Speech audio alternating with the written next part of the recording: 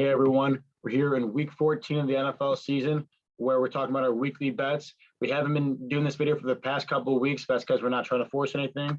Nothing that we liked, right, Sliwa? Yeah, we didn't have any too strong of leans the last couple of weeks. Also got hot before that, so we want to stay in the positive. Didn't want to force any plays, and just keep our positive unit streak going here. Yeah, so we're look to keep enter unit tracker in both the NFL and the total professional picks units that's surpassed 30 units for the NFL season so far. So before we get into the games, though, we're going to talk about some administrative stuff, as we always do. Yeah, as always, we have our partnership with Prize Picks. You can see there on the left, they'll match your first deposit of up to $100 using our promo code PROPICKS. Great app for betting on player props and specifically college player props because they offer things like a player's fantasy score or just getting more player props than you could find on DraftKings or FanDuel. Those are starting to come around on there, but they didn't even have a lot of them last year. So Prize Picks is definitely ahead of the curve. And if you're looking for more ways to bet on college sports, you guys should definitely give this a look. Yeah, especially if you're in states where like legalized sports gambling has not been passed yet.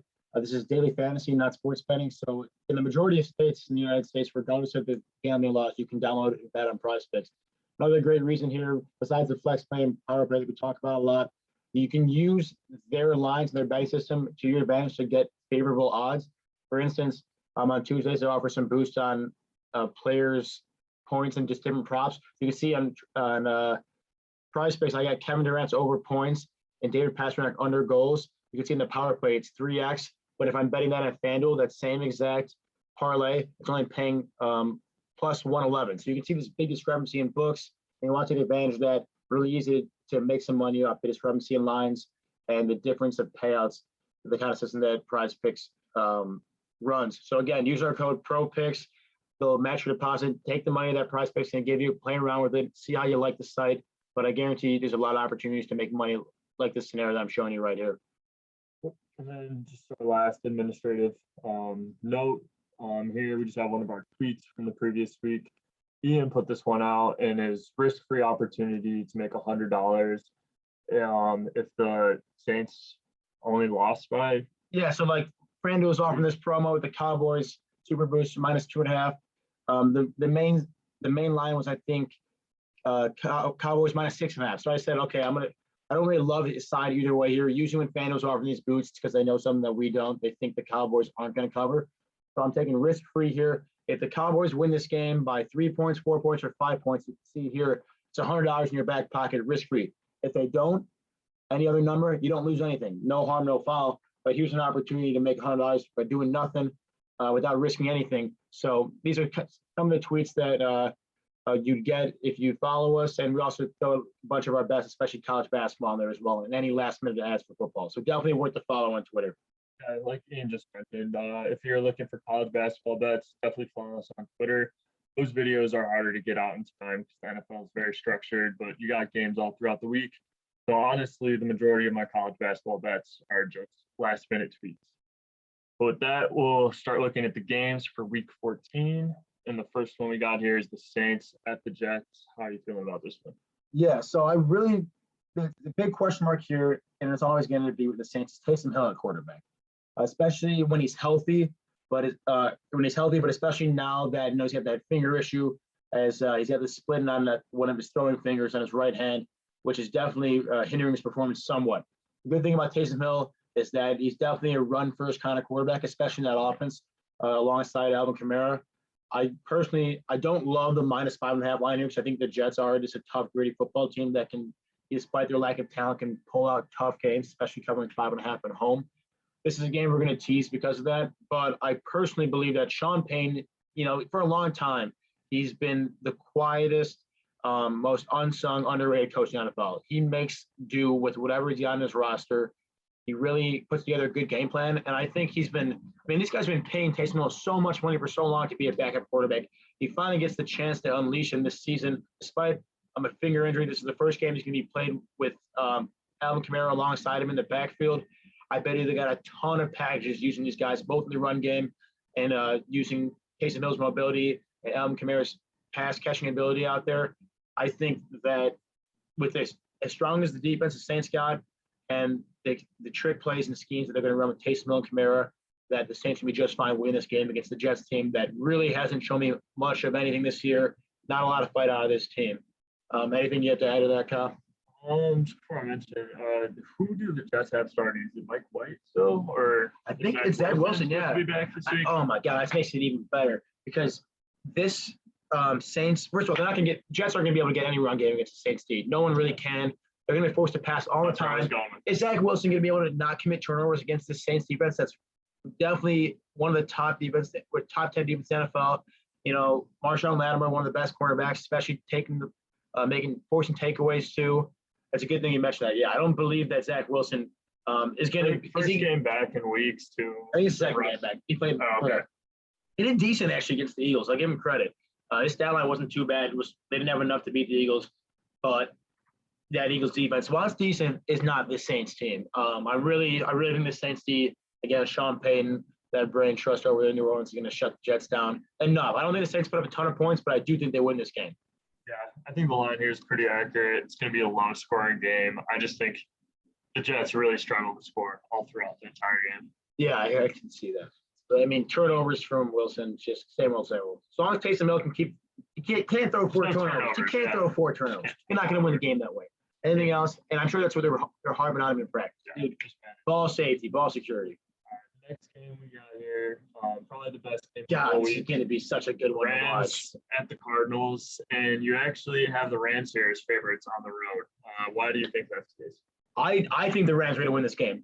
To clarify, Vegas and everyone else has the Cardinals as the favorites. That's all right. I think the Rams are going to win this game. I love +2. I even love it even more in a teaser. This is an absolute must-win game for the Rams, no doubt about it.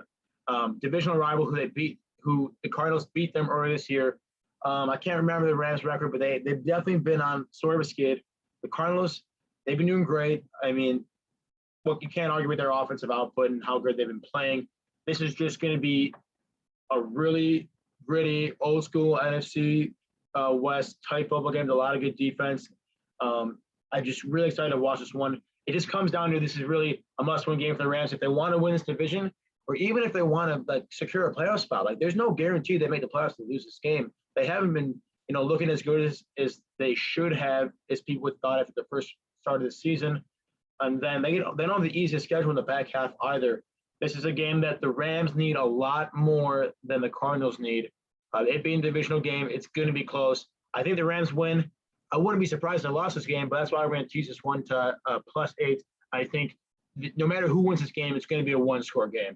This is going to be a really fun one to watch. There's a lot of different game scripts I could see going this one. I could see all defense and under. I could see all offense on both sides. It's a shootout. Either way, I know the Rams coming to play. I'm sure the Cardinals will too.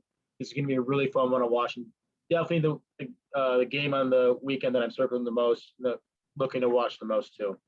Anything you have to add about that? I think it's going to be a great game. The Rams definitely have more reasons to win this one. But just looking on Twitter, just a random storyline is the Rams have been losing all these big matchups. They're definitely, I don't know if you would have played that, is that they're due to win one or they're just not that great against the top competition in the league. I think they're due for one. I think they've felt a little bit embarrassed over some of those big game losses. I think the Rams do come and I said this, playing this one. I agree exactly what you're saying. Are they due or are they just not good? And I said in the other video, if they lose this game, they do it in an embarrassing fashion, I'm done with the Rams this year. It's just not, unless they're playing a really crappy team, they got a crazy line. But I'm going to be out on them if they don't come to compete this game. So I've been preaching them about how, solid football team, especially that defensive front seven. You got to think that they can. It's all about containing Kyler Murray, and it seems like teams are starting to do that a little bit more, especially with this ankle injury. I know he's playing, but he's definitely still dealing with stuff. DeAndre Hopkins is not himself, or else he would have had a much bigger output against the Bears. It's just, I think that this is just one of those games where it doesn't have to make sense because things don't really do in the NFL. It's just one of those games where Rams are going to play their hearts out. This is their Super Bowl almost. Yeah, the narrative's on their side for sure. I love a good narrative. And then with that, we're going to jump to a less exciting matchup. More against the league dwellers. We got the Seahawks going to Houston. They got 6 wins with these teams combined. Yeah, obviously Russ is back, so the lines are favoring the Seahawks pretty heavily in this one. What do you think? Just general reaction. I do think this is a lot of recency. This line's a lot of recency bias with the Seahawks at home and like I'm saying last week. Oh, okay. Seahawks at home win against the Niners. A lot of recency bias there. I wasn't surprised to see they won that game just because of the circumstance. There's the narrative. They went onside. They could have given up. They went onside Adrian Peterson. They're like, we're still competing. They kind of signaled to the team like, hey, we got to still try. Like, not with the playoffs, but we got to have some respect, right? And we got to keep playing here. This is not the way the season should have gone, and we're not giving up yet. That was one of those kind of games against a divisional rival. This is not one of those games where they're on the road playing a really crappy team where the Seahawks have 4 wins. Let's face it. What are they really playing for here? The craziest outside looking in shot of the playoffs. It's possible. It's happened. But and maybe that's what they're playing for. Maybe that's what's fueling them. I think this 8.5's a lot. The Texans, I was very surprised to see on an adjusted basis have a top 10 defense in the NFL. That being said, they have the dead last offense in the NFL, regardless of who's playing quarterback. So that's probably why you see this over-under total so low. Texans have a pretty solid defense and a terrible, terrible offense. Seahawks offense before the Niners game has been pretty lackluster, but even they put up some points there, but their defense, their special teams and defense did a lot for them too, putting up points and stopping the Niners. I do like the Seahawks win this game. I think Russell, I've been telling people he's going to start getting going, start cooking. He hasn't completed that offense. It's looked pretty stagnant, but he's going to do enough to win this game by a decent margin. I don't know if it's 8.5, but I like to tease down for the Seahawks to win by a field goal here, just for the fact that the defense has been playing better. They've definitely stepped up as they normally do in this latter half of the season under that defensive scheme. They kind of figure out who the pieces are, even without Jamal Adams, who I'm pretty sure is out for the year now. Right, but having the Texans, who really aren't playing for anything, who have the worst offense in the NFL, and I think that the Seahawks can get enough with their weapons on offense with DK Metcalf and Lockett. They're going to put up enough points, I think, to win this one by a field goal, and that's all I'm looking for here. I'm not high in the Seahawks like people are. I really don't love this 8.5 line because you got to realize that at the end of the day, this is a 4-win team playing a 2-win team. You don't really know what's going to happen in terms of giving a team 8.5 points. You're asking these guys to win by 2 scores. This is a bad football team in terms of record-wise. You don't know which bad football team or good football team is going to show up here for the Seahawks. Right. But no matter what, I think even if the bad version of the Seahawks show up, they still win this game, right? I have a hard time seeing the Texans win. Yeah, I do kind of like the over in this one. I know the Texans have had a terrible offense this year. The Seahawks have a terrible defense also. I think the over is a pretty decent play. But yeah, we have to tease this one down. I think the Seahawks pick up the win on the road here in Houston. Russ too, he just recently gave out his 3 favorite teams he would love to land. And yeah, he was like, there's the Giants and the Broncos in there, and then one more. I forget who the third one was. But regardless, Russ kind of sounds like he might want to leave. I think he has a little bit to play for, or a little bit more to play for than you would imagine.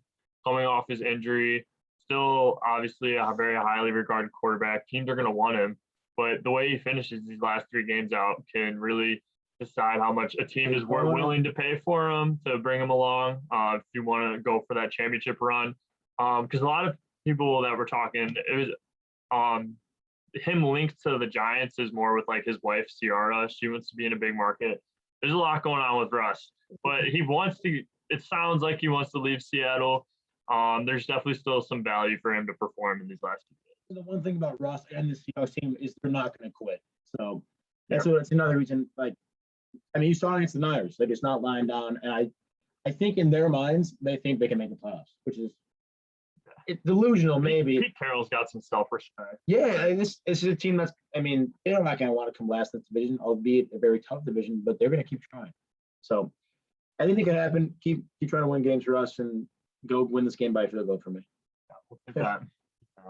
And this game could be better. This next one could be better than the Rams. Yeah, another great game. Got potential. Buffalo heading to Tampa. Definitely better passing conditions for Josh Allen than this. Yeah. You're not going to see a team that's going to run the ball all but 3 times this game. I think, again, this is a game script where this is a must-win game for the Bills. They lose this game, they drop to 7-6. that in a tough AFC, especially with how the AFC North is pretty competitive. The AFC West, the Chargers sneak in, the Broncos can maybe sneak in a wild card there too. This is no guarantee for the Bills if they lose this game. They need this one. The Bucs, there's no doubt about it, they're winning the NFC South. They have it locked up. The next closest team is like a sub 500 Saints team. So they're not really worried right now about their divisional status. They're just worried about seeing the playoffs, which is a lot less motivational than the Bills coming off a pretty demoralizing, embarrassing loss to the Patriots there. Another reason I like the Bills so much is they have a great passing attack with Josh Allen, Diggs, Beasley, Sanders. They have even Knox at tight end. They got weapons there. The Bucs secondary is just decimated with guys either injured or out. Injured meaning they're playing hurt or just actually out of the game in the secondary. Like Dean, Murphy Bunting. It doesn't really matter. Carlton Davis, that's the last one. A lot of cornerbacks, even safeties, injured. They're really, they're not great pass defenders in general anyways, especially with how thin they are at depth at the DB position. So I'm expecting if the Bills' offensive line can just hold off that great Bucs front seven in the pass rush, give Josh Allen a little bit of time, he's going to pick apart this Bucs secondary. Allen's going to have a really big game. Diggs is going to have a really big game. That's a tough caveat, though, because, Vita Vea, Ndamukong Suh, JPP, Devin White, they have so many good pass rushers and guys in that front seven that can get to Josh Allen and make this game close. But again, I think it comes down to the fact that this is basically it's pretty close to the must-win games that gets the Bills this year. If they drop this one, it's the playoff picture's looking pretty dim for them. Yeah, this one is actually so we don't have a lock of the week for this week's video, but this was the closest game we got to a lock of the week. The Bills need to win this game, like Ian mentioned. Plus, if you could get this at the plus 3.5, you have to get that extra point a hook. I could see them losing by a field goal, but I would feel great at plus 3.5 in this one. And then just also adding a little bit onto just the matchups in this game. You saw in the Bills versus the Patriots. Patriots only passed the ball 3 times all game and won. The Bills' defense, they're structured to stop the pass. That favors them a little bit more here against Tampa with Tom Brady. Obviously, Fournette's having a better year. They're running the ball more effective than they did last year. But the Buffalo's defense just more suited to stop a passing offense than a team that just wants to run on them every single play. I like their matchup a little bit better here than the previous week. Yeah, the Bills have a solid D too. Give them some credit. Especially, I love the guys like Jordan Poyer in the secondary, Micah Hyde, great dudes secondary, and then like Tremaine Edmonds. They got big bodies in the front seven too. Don't count out this Bills defense. Keep it in the game. I think I wouldn't be surprised if they win this game. I almost want to pick them to win the game, but 3.5, I love. Can never count out a Tom Brady fourth quarter comeback, but like a combined win. But that plus 3.5, that hook of the half point really covers you there too. And then our last game that we're covering for the card here today, we got the Detroit Lions heading to Denver, and it's a very big line, but rightfully so. What are your initial thoughts? I don't love like the matchups per se in this one. What I do like, we're going to Lions in this game. What we do like about it is this line opened at like 7.5, right? And this line just keeps moving more and more in favor towards the Broncos. And that's what we've been seeing for the Lions all year. They come out with the line, and then the public has hammered the Lions' opponents. And as a result, the Lions have one of the best records in football against the spread. So it's just a lot of it comes down to the public just thinking that the Lions are a lot worse than they are. And don't get me wrong, they're a terrible football team in just about every aspect of football. But Vegas is saying, look, the Broncos win this game by an average of 7.5 points. Everyone is hammering the Broncos, hammering the Broncos. And it makes that plus 10 look a lot more attractive because if you think about it on a relative basis, if you asked Vegas a week ago what the Lions plus 10 would be, the Lions plus 10 would be like minus 200. That's what they would say. So we're getting this one at minus 110. It's a lot of value there. Again, this is one team that might not know how to win a football game, but they really know how to cover. Yeah. I would put a caveat in there. I would make sure, keep an eye on their injuries. I know Hawkins is dealing with some injuries. They're looking for January Swift to come back here. keep an eye on those guys, especially if Swift's playing, who's very dynamic, both in the run game and the pass game. If he's playing like that plus 10 a lot, so keep an eye on him, as that's probably the key to this plus 10 line. Yeah, just like you mentioned, this one's a more of a conditional pick with the hope that Swift ends up playing. Obviously, it's going to be tough heading to Denver, but you would hope this Lions offense could just put a couple of touchdowns, at least 2 on the board. Should hopefully be able to cover a plus 10. Yeah, it's just, I mean, look at this. It's a super low over-under game. They're not expecting a lot of points. Yeah. They give a team 10 points. That means you're predicting like that's saying 30, or 25, 15, 20, 27, 17, something like that. But the Lions only got to put up a few points this game, a couple of touchdowns. They're covering this one. So, I mean, they look good against the Vikings, which doesn't say a ton. Again, maybe a little recency bias with the divisional game at home, but would Trevor really feel good taking the Broncos -10? Oh, you can never do that. So keep an eye on the injury list, but plus 10 looks good, especially this relative of the Vikings spread record and the fact that this line opened at a much smaller. They had the lines as much smaller underdogs than they are right now. So a little bit of value play here. And honestly, the way we've been betting this season, we've been doing better playing the analytical stance than our gut stance and our brain stance. So I like this pick a lot too, just playing the analytics and trying to, not think too much about the player matchups as well. So that's what we've seen a big advantage in our units from moving to putting our bets out later in the week. Yeah. Playing more of the news, playing more of the narratives. Yeah, we started the season slow because we tried putting out our bets on Sunday, or the Monday. Before the previous week even finished. So 6 games or 6 days before Sunday. It's a lot easier when we get more information, more injury reports, more line movement to make more accurate bets to keep moving up our units. That will bring into our card for the week. No official lock. Yeah, if there was going to be a lock, it'd be the Bills plus 3.5. I just think that this is back against the wall. Then embarrassing loss against the Patriots. We better show up this game in some capacity and compete. I know that Sean McDermott loves a good physical football game. That's where you're going to see this one. It's going to be a tight matchup. That 3.5 is just so juicy. Lions playing the line movement there. Didn't talk about the 49ers this video. I like the money line. They started out as +1 underdogs on the road against the Bengals. Right now, as it stands, they're -2. I like them a lot for a few reasons. This is a team that, is 2 years removed from a Super Bowl, good coaching, knows how to win, plays really physical football, loves to control the ball in the run game, has all the elements of, kind of football team I like in close games. And the Bengals don't have that per se. This is a team last year that in the fifth worst record of football. I think they're more pretenders than they're pretenders rather than contenders, as people might be billing them right now. I don't think they play this type of hard-nosed, smash-mouth football that the Niners like playing. And I think because of that and the lack of the physicality of that offense, especially, they're going to lose a close game against the Niners. So I like that one. It's a money line bet there. And we got teaser bets. Rams, again, I think they win that game.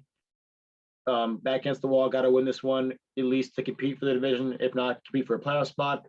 Seahawks playing a pretty brutal last place offense team against the Texans.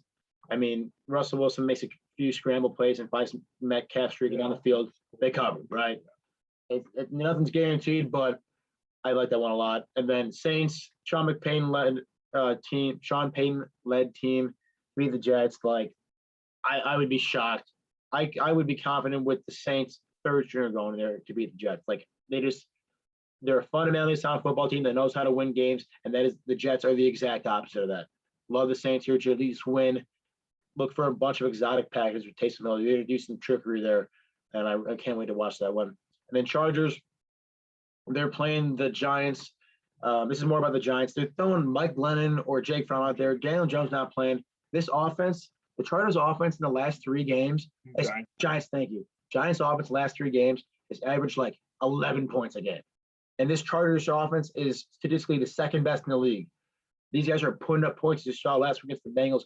Chargers got to put up probably I bet you they put up 24 in this game, which I think they're going to put up more, that they would cover this 3.5 against the Giants, because their offense has been so inept. Even with Daniel Jones, they have a terrible offensive line. They can't get any run game going, even with one of the best backs in the league in Saquon Barkley. I know he's coming off an injury, but that's not an excuse for how little output he's had behind his own line. It's just there's no excuse for it.